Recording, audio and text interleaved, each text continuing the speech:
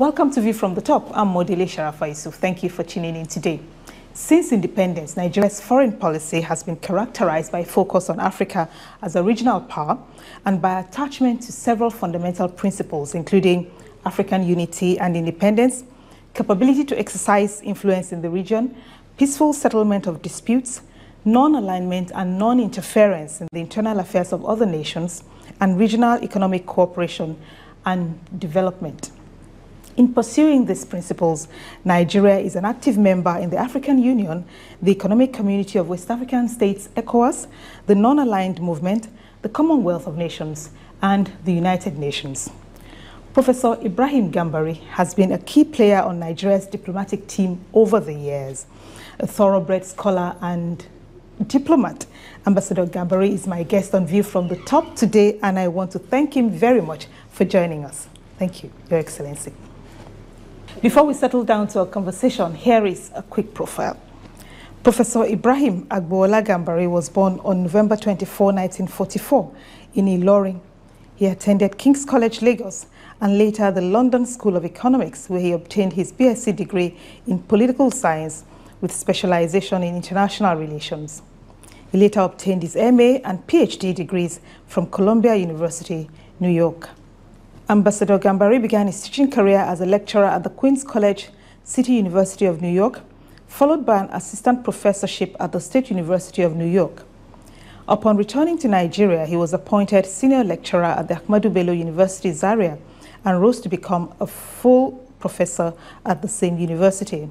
He was a visiting professor at the Johns Hopkins University, Georgetown University, and Howard University in Washington, D.C. Ambassador Gambari was also a research fellow at the Brookings Institution, Washington, D.C., as well as a resident scholar with the Rockefeller Foundation in Italy.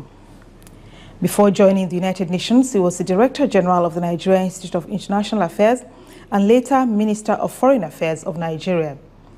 He also served as ambassador and permanent representative of Nigeria to the United Nations. As an international diplomat, Ambassador Gambari held the position of Under-Secretary General for Political Affairs and Special Advisor to the Secretary General on Africa, and served as the Special Representative of the Secretary General and Head of the United Nations Mission to Angola, among other places.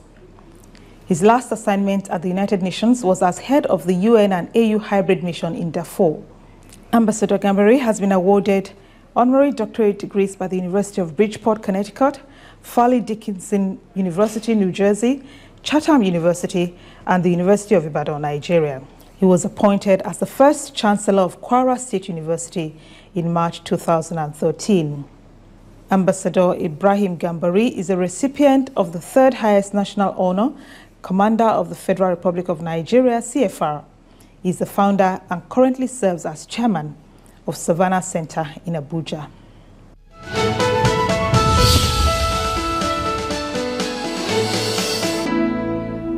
Your Excellency, let me start by asking you to tell us more about the work of the Savannah Center. The Savannah Center was conceived as a think tank, an NGO, and a training institute. And it's called Savannah Center for Diplomacy, by which we mean conflict resolution, democracy, and development. And the inspiration for this I obtained from two Secretary Generals that I worked with and served. Boutros Ghali was the first post-Cold War Secretary General of the UN, and he was asked to produce a roadmap, a report on what the priority of the international system should be, and he had an agenda for peace as his first report, in which he argued there can be no development without peace. Then he followed this with an agenda for development, in which he argued there would be no durable peace without sustainable development. And then Kofi Annan, who actually was the one I worked for as his Under-Secretary General until the end of his term, produced a report called Enlarger Freedom, in which he argued that there will neither be peace nor development unless people have a right to choose the government under which they wish to live, and there is respect for human rights. So I felt that we needed an NGO, a think tank, that will provide a nexus between peace, democracy, and development. Another cause you've been championing lately is Nigeria's inclusion as a permanent member of the United Nations Security Council. Why does Nigeria deserve a seat on the UN Security Council, and how can we make it happen? And what's in this for us? The Security Council is the preeminent organ for peace and security. In fact, the Charter gives them the primary responsibility, not exclusive, but the primary responsibility for the maintenance of international peace and security. So that's the forum. And now we feel that Africa is the only continent that has no permanent seat in the Security Council. Asia has, Europe has, you might even argue Europe is overrepresented, and then the Americas have. But Africa, with 53 member states, with all the challenges we have, is the only continent without a permanent seat in the Security Council. We feel that Nigeria, we've paid our dues, we've been into peacekeeping within 1 week of our sovereignty as an independent nation, and we remain with peacekeeping. In other words, we are a major peacekeeping nation.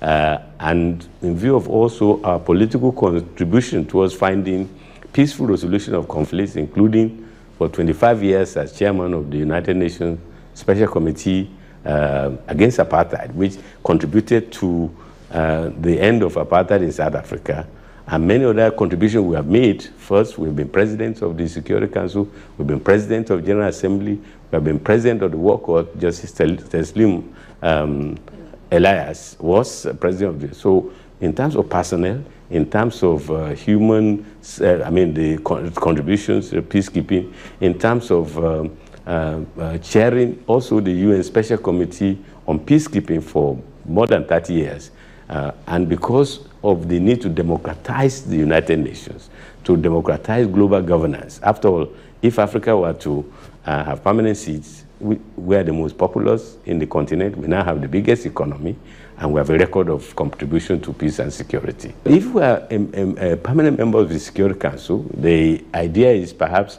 to expand both categories, the 5 permanent members and then the 10 non-permanent members. Now, imagine if they add 5 more permanent members of the Security Council. Nigeria would then be one of 10 policymakers on international peace and security.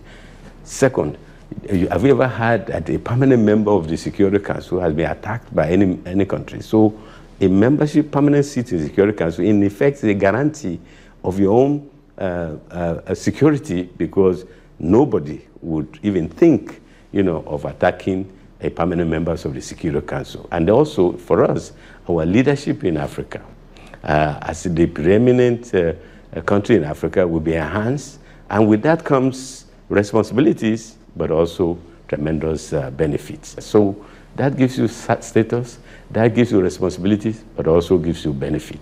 In effect, an international endorsement of the position of Nigeria in Africa. You were Nigeria's Foreign Affairs Minister during General Muhammadu Buhari's first coming as head of state in 1984, so you worked closely with him. How much has he changed since then, and in what ways has he remained the same? Well, he has only become the president of Nigeria in his second incarnation only since May.